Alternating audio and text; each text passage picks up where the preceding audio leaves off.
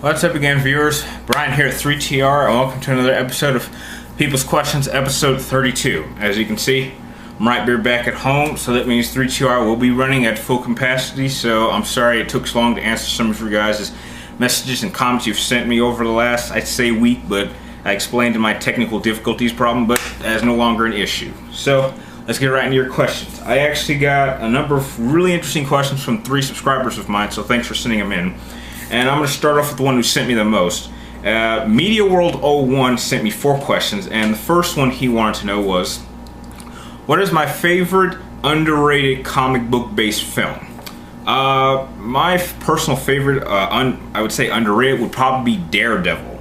Yeah, I know, a lot of people didn't like it. They thought Ben Affleck was pretty terrible as Daredevil, but I actually saw that with my dad when it first came out in theaters, and I actually thought it was a pretty solid film. And I'm sure, as many of us know, Michael Clark Duncan did pass away last week, and so it's really sad to see him go. But I thought he was a very good Kingpin, and I actually loved his performance. So that would be my favorite underrated comic book movie film. Your next question was, have I seen the trailer to Death Race 3, and am I a fan of the franchise?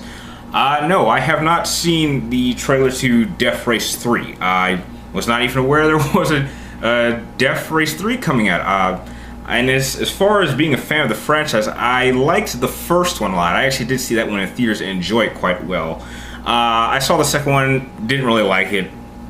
And even from the get-go, I knew this wasn't something that was going to make a good franchise. This was like a one-time thrill, and that's all it's really good for. After a while, you kind of get tired of cars shooting each other up before it gets boring. So, and heck, we have Twisted Metal in terms of the game version. So, not really a fan of the franchise, but I am a big fan of the first movie. Your next question was, have I seen the Expendables director's cut? No, I have not seen it, but you also did recommend I go check it out. So if I can find it, I'll definitely check it out for you. But I did happen to see the documentary on the making of the Expendables, and I did find that kind of interesting. It was kind of hard to see Sylvester Stallone actually get injured during the filming of that. So I don't know. I would say that's probably the closest I've gotten to seeing a director's cut.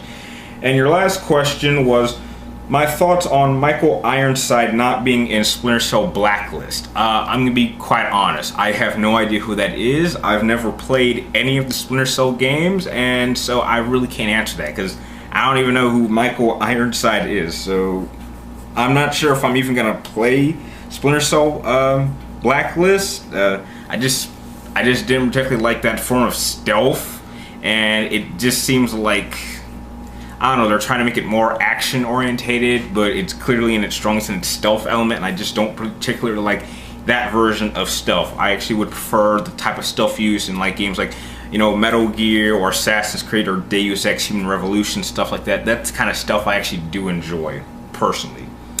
And now on to the next 2 subscribers. The next one came from BlackRot316, and he wanted to know, what did I think of the 1995 version of Judge Dredd, and do I think that Dredd that's coming out in a couple weeks is going to be better? Personally, I'm going to come out and say, yeah, I actually did enjoy Sylvester Stallone's portrayal of Judge Dredd. I know it was really over the top and it was overall a terrible movie, but it has that nostalgic it has a nostalgic value to it, and it's kind of that whole feeling of it's so bad that it's actually quite enjoyable. Kind of how like I feel towards Batman and Robin. That movie is a terrible movie, but it has elements that make it so hilarious that it's actually an enjoyable film to watch with friends, or if you're like drunk or high. Not that I would know, but and as far as what do I think about this new Dredd, I'm just hoping it's a fun movie. I'm not sure about Carl Urban's portrayal as Judge Dredd. Obviously, I think the helmet is too big for his head. Personally, it's just way too big, and he seems to be kind of trying to do the whole, you know, I'm a badass kind of attitude with it. So it's obviously an actor who doesn't know how to be a badass trying to act like a badass, and kind of doing the whole Batman voice thing, but it just isn't working for me. But I think it'll be a fun movie. I'm not sure if it'll be better. It definitely looks like it'll have a higher quality value to it, but I won't know until I see it in a couple weeks when I get my review of it up. And the last question of today, of this episode, actually was a very hard question. It came from Timmy Primetime that he actually sent to my Facebook, and he wanted to know, what is my favorite Metal Gear Solid game and what is my least favorite? In terms of least favorite, it would unquestionably have to be the first Metal Gear, which came out in 1987, and it came out for the NES. That, you know, that was before I was even born. And I believe Hideo Kojima himself said that the stealth element wasn't even incorporated well enough, and the fact that even Metal Gear wasn't even in the game is enough problems on its own. I mean, in terms of story, it's a very solid story for the time, and I don't think it would hold up very well to today's stories, but it's okay for its time, and you actually can play it on like the second disc of subsistence. But in terms of favorite Metal Gear Solid game, as I told you before, it's between two Metal Gears. I really cannot pick, and it would be between Metal Gear Solid 3 and Metal Gear Solid 4.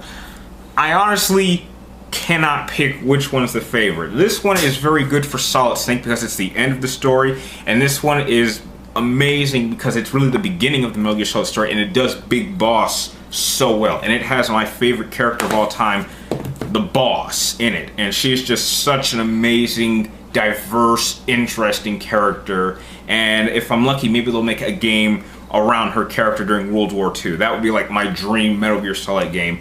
But I'm also looking for Ground Zero, which I did a video on, and that new Fox engine, wow, I'm definitely pumped for this game. I hope they come up with a collector's edition or a limited edition, because I'll definitely buy one. If there's like two different versions of it, maybe I'll buy two versions of it. So yeah, these two, I can't decide. And with that, those are all the questions for this episode. Now to get on to the contest question. Now, this time I'm gonna make it a little bit different this time. Now, I've left a link down below to a video that is completely blacked out, and it is going to play a song from an old game.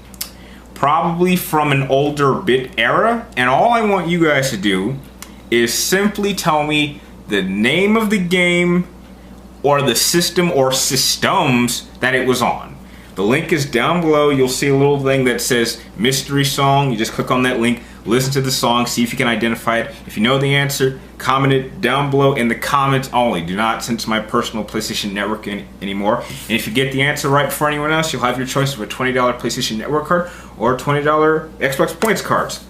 And with that, that is the end of this episode of People's Questions. If you like this episode, please like, comment down below, and subscribe to keep track of me and my future videos. Keep sending your questions to me any way you can. They help me every Friday. And like always, thank you guys for watching, and I will see you next time.